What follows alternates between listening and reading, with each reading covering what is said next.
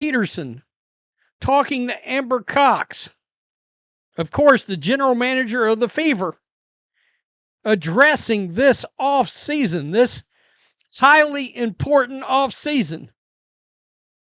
I don't know about you guys, but I feel like if Caitlin Clark would have played, if they would have allowed her, if they would have arranged the playoff roster and just put her name on there, and she was like, oh, wow, we're making it to the semifinals. The Indiana Fever organization has shared insights about their strategy for constructing the 2026 roster, with general manager Amber Cox providing details to team insiders. The franchise faces a crucial offseason centered around building a championship-caliber squad around Caitlin Clark and the existing foundation. The current roster situation presents both opportunities and challenges. Only 3 players remain under guaranteed contracts: Caitlin Clark, Aaliyah Boston, and Michaela Something. However, several key contributors have expressed desire to return. Lexi Hall holds restricted free agent status, while Sophie Cunningham enters unrestricted free agency but has signaled interest in staying. And just put her name on there. And she was like, oh, wow, we're making it to the semifinals. I think I can do about 85%. I think they win the WNBA championship this year. They would have just won it. Okay? Well, I mean, that team, that Indiana Fever team that was made up of hardships and you know, somebody referred to it as the hospital fever team. They gave the Las Vegas Aces, the champions, all they could. The organization's top priority remains securing Kelsey Mitchell, an unrestricted free agent whose presence is considered essential to championship aspirations. The franchise's ambitions extend beyond simply competing. There's a clear objective to assemble a dominant lineup comparable to established powerhouses like the Las Vegas Aces and New York Liberty. The vision involves surrounding the core quartet with elite talent rather than settling for adequate rotation players. The emphasis falls heavily on acquiring Olympians, battle-tested veterans, and proven stars who bring championships credentials and significant name recognition. Last season's experience with veteran additions produced mixed results. Las Vegas Aces, the champions, all they could stand. Well, the part they couldn't stand would be Caitlin Clark in there dropping threes on their heads. That would be the part they couldn't stand. And we might have been talking about a championship already in her second season. This is the Indy star. Chloe Peterson just put this out. 4 years, which are supermax. I'm starting this into the article. Past all the. While Natasha Howard eventually found her rhythm and contributed meaningfully, De'Wana Bonner struggled significantly. Her performance declined so dramatically that head coach Stephanie White ultimately removed her from the rotation, contributing to Bonner's eventual departure from the team. These outcomes have reinforced the need for more strategic veteran acquisitions.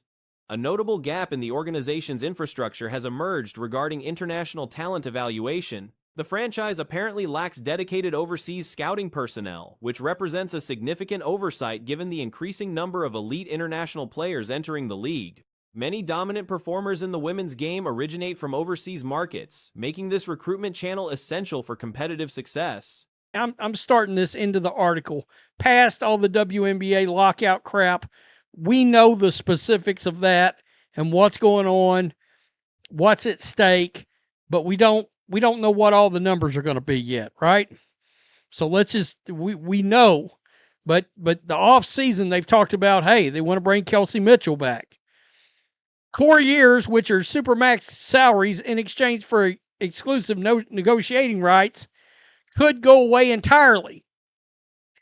Prioritization. While players like Enem Kapali showed promise with New York, the Liberty's utilization didn't maximize her capabilities due to positional mismanagement. Amber Cox addressed the uncertainty surrounding off-season preparations in recent statements to the Indianapolis Star. She emphasized focusing on controllable factors amid widespread league uncertainty. The approach includes preparing for the college season, monitoring international developments, and establishing comprehensive scouting operations. Critically, Cox mentioned establishing both domestic and international scouting infrastructure, suggesting the franchise recognizes this previous deficiency. The organization is also conducting conversations with all players, developing individualized plans, and identifying specific needs to provide proper support systems. Entirely. Prioritization, which gives the WNBA priority over other leagues stateside and overseas alike, could become stricter or more lenient. The college draft rules could also be simplified, possibly allowing U.S. players to enter the WNBA without needing 4 years of college. Anything could change. And right now, front offices are standing mostly in the dark. So how do they prepare for off-season events they don't have information on yet? The broader WNBA landscape adds complexity to planning. Nearly all league veterans face free agency this offseason, and the expansion draft looms large with two franchises, the Portland Fire and Toronto Tempo, joining in 2026. This represents double the expansion impact compared to previous years. The memory of losing Timmy Fagbenle in the last expansion draft still stings, particularly given her strong performance with the Golden State Valkyries. The franchise must carefully protect valuable assets against two separate expansion selections in December. Further complicating matters, the collective bargaining agreement negotiations remain unresolved, with a Halloween deadline approaching. Dark. So how do they prepare for off-season events they don't have information on yet?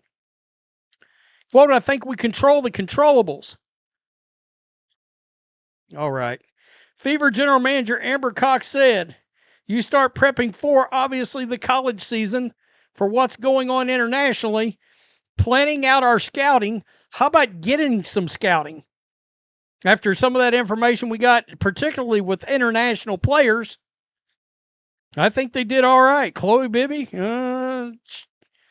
if I had a squad she could play on. Until the League and Players Association finalize this agreement, numerous critical details remain unknown. The CBA resolution will determine several important structural elements, including core designation rules, which allow teams to retain players at supermax salaries in exchange for exclusive negotiating rights.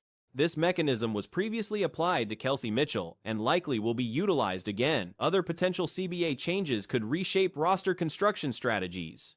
The prioritization system, which currently gives the WNBA precedence over overseas leagues for player availability, might become either more restrictive or relaxed.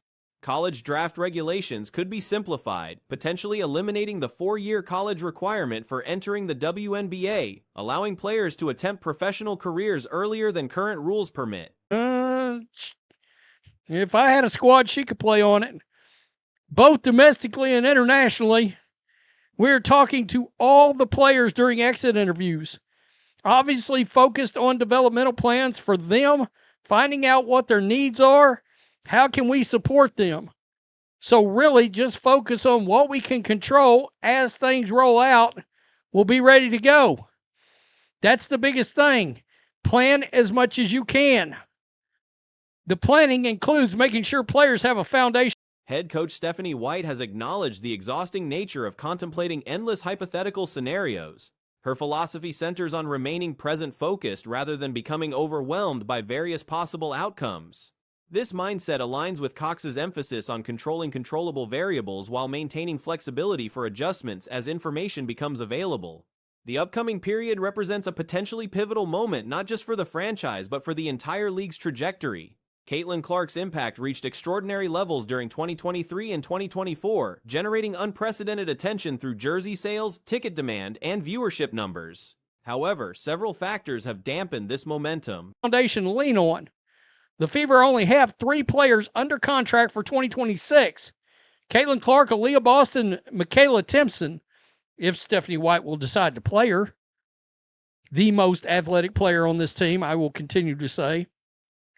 Some others, like Lexi Hull, restricted free agent, Sophie Cunningham, unrestricted free agent, have indicated their interest in returning to the Fever, and Kelsey Mitchell, unrestricted free agent, is the Fever's #1 The league's failure to adequately protect Clark during her rookie season, coupled with officiating inconsistencies and coaching decisions that reduced her ball handling responsibilities, have contributed to declining enthusiasm. Current metrics, including merchandise sales, attendance figures, and television ratings, show noticeable decreases compared to peak levels. The responsibility for reversing this trend extends beyond organizational decisions. While management must assemble elite talent and optimize systems, Clark herself needs to demonstrate stronger self-advocacy. Dominant athletes typically defend their interests vocally, and fan support alone cannot maintain momentum without the star's own assertiveness. Content creators and supporters have limited impact. The player must establish boundaries and command respect. The franchise's success formula appears straightforward. Return offensive control to Clark, surround her with multiple all-star caliber teammates, and prioritize players with championship experience and established reputations. The objective shouldn't involve merely competing for playoff positioning. The standard must be championship contention and ultimate victory. Settling for respectability no longer satisfies expectations, given the talent foundation and market enthusiasm. The overseas recruitment expansion represents a crucial strategic adjustment. International markets produce numerous elite players, and systematic evaluation of this talent pool could provide the difference-making acquisitions necessary for championship construction. The franchise needs performers who arrive with substantial credentials, not projects requiring development. These should be individuals carrying significant professional accomplishments and personal brands, players whose presence immediately elevates the roster's stature. Success in 2026 could determine whether the remarkable surge of interest surrounding the team becomes a sustainable foundation or a temporary phenomenon. The organization faces a defining moment requiring aggressive, intelligent decision-making. The pathway involves bold roster additions, strategic international recruitment, proper utilization of star talent, and creating an environment where championship expectations feel realistic rather than aspirational. The pieces exist for something special. Execution will determine whether potential converts to achievement. The Indiana Fever's offseason strategy and Kelsey Mitchell's future appear interconnected as the franchise navigates a crucial period. Mitchell concluded the season with impressive achievements, placing highly in MVP considerations and earning all WNBA recognition. Her scoring output increased dramatically when Caitlin Clark missed games due to injury, allowing Mitchell additional shot opportunities that showcased her offensive capabilities.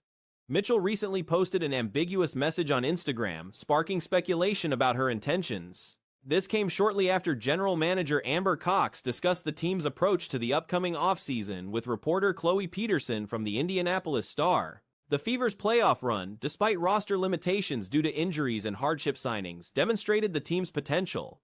The squad pushed the Las Vegas Aces, the defending champions, to their limits despite operating essentially as a depleted roster. With Clark healthy and in the lineup, many observers believe the Fever could have captured a championship. The addition of Clark's three-point shooting against Las Vegas might have tipped the balance, potentially resulting in a title during just her second professional season. Peterson's article for the Indy Star addressed the uncertainty surrounding WNBA collective bargaining negotiations. Core designation rules, which provide supermax salaries in exchange for exclusive negotiating rights, face potential elimination. Prioritization regulations, which grant the WNBA precedence over domestic and international leagues, could become either more stringent or relaxed. Draft eligibility requirements might be simplified, possibly allowing American players to enter without completing 4 collegiate seasons. Everything remains subject to change, leaving front offices operating with limited information. Preparing for off-season activities without knowing the new framework presents significant challenges. Cox emphasized controlling manageable aspects of the situation. Preparation includes monitoring collegiate basketball, tracking international developments, and organizing scouting operations. Recent international player additions like Demiris Dantas proved successful, suggesting the scouting approach yielded positive results. Exit interviews with all players focus on developmental planning, identifying individual needs, and determining support mechanisms. The strategy centers on addressing. Other players have expressed interest in returning, including Lexi Hall as a restricted free agent and Temi Fagbenley as an unrestricted free agent. Mitchell represents the franchise's top free agency priority as an unrestricted free agent. Cox acknowledged limitations on immediate action given the uncertain landscape. White echoed this sentiment, noting that excessive speculation about hypothetical scenarios proves exhausting. The focus remains on present circumstances, with staff and organizational discussions planned once clearer direction emerges.